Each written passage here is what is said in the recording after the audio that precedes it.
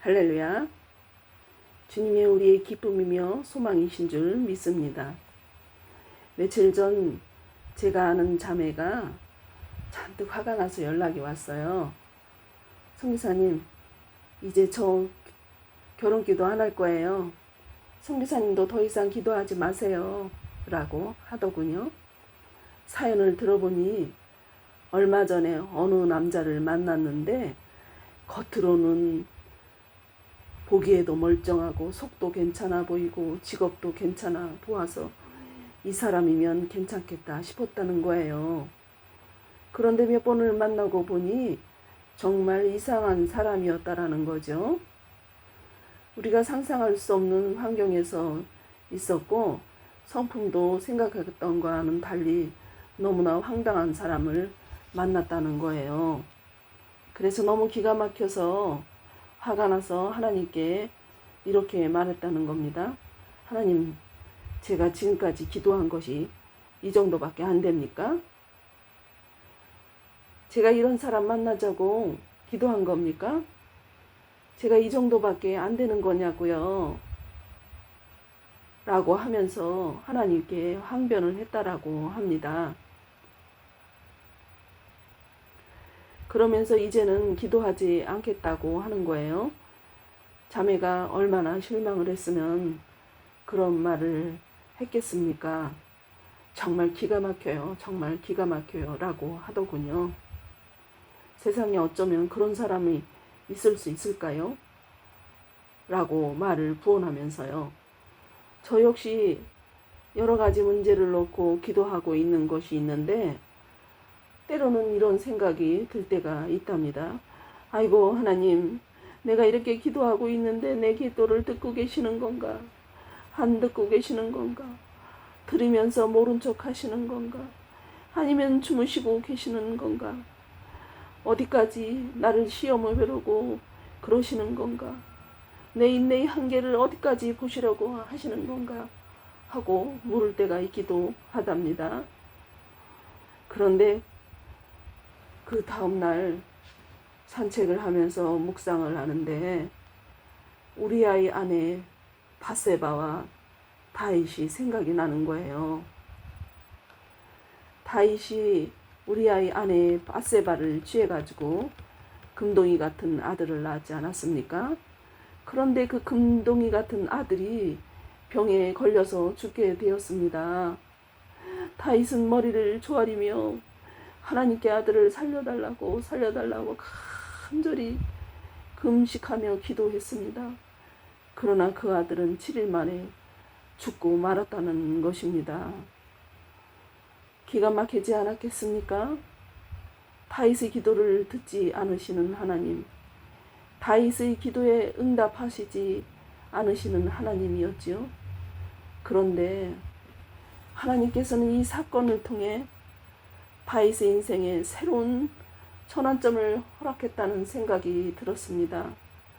하나님께서는 이 사건을 통해 다윗이 자신의 죄를 깨닫고 크게 회개하게 하셨습니다. 그리고 그 오욕된 과거를 청산하고 하나님 앞에서 다시 일어서게 하셨다는 것입니다. 지금까지는 자신의 죄와 허물로 인해 마치 누더기 옷을 입고 살아온 것과 같았다라면 이제 그 누더기 옷을 던져버리고 다시 왕으로서 이스라엘을 다스리며 하나님께서 주신 사명을 따라 나아가는 인생의 새로운 전환점이 되었다는 것입니다. 아들을 살려달라는 기도에는 응답하지 않으셨지만 오히려 그 사건을 통해 다윗의 삶을 변화시키고 하나님께로 돌이키게 하셨다는 것입니다. 우리가 잘 아는 바울 역시 육체의 가시를 제거해달라고 얼마나 간절히 기도했습니까? 그러나 주님께서 내 은혜가 족하도다 라고 말씀하시지 않았습니까?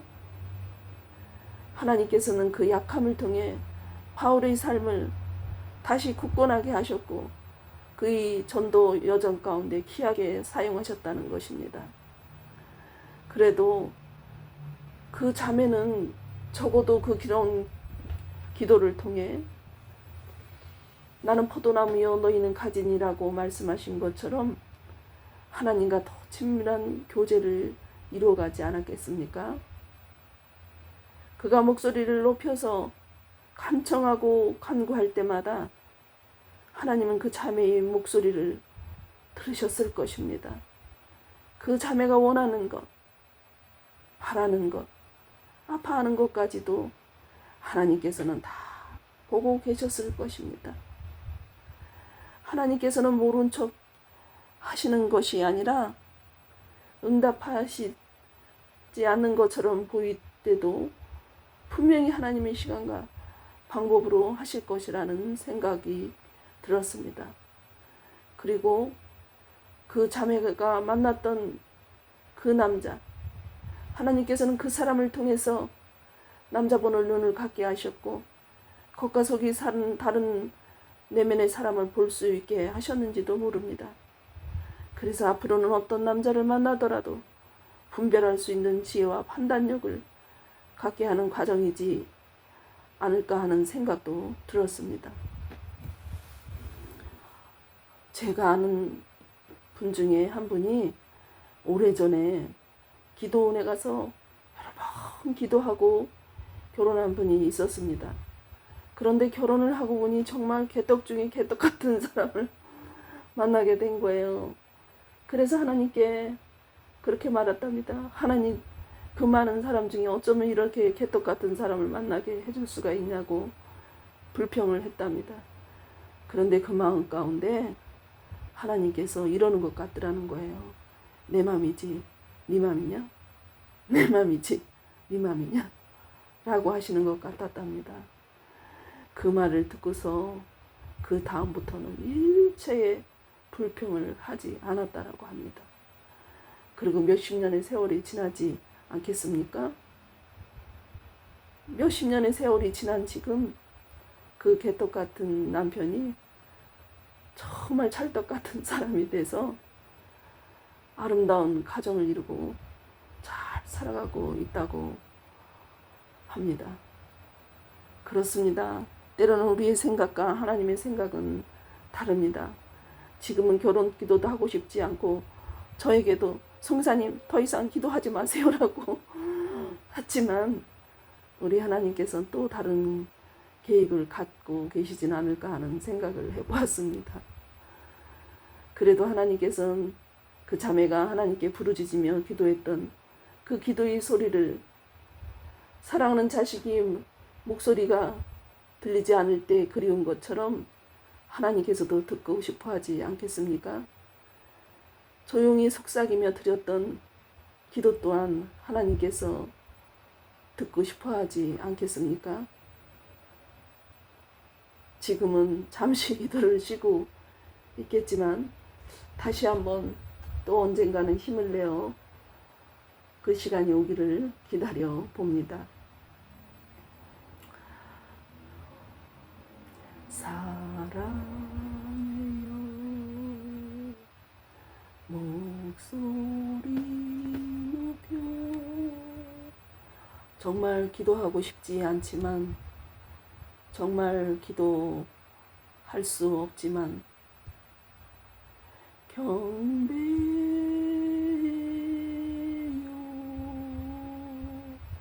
내 영혼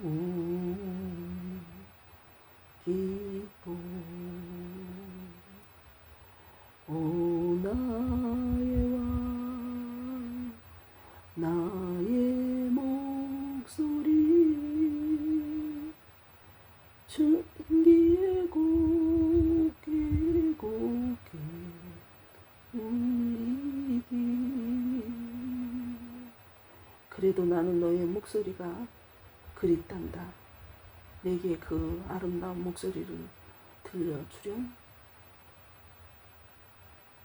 라고 하시는 것 같습니다. 사랑해요. 아멘. 우리들의 기도가 다시 한번 회복되기를 간구해 봅니다. 아멘.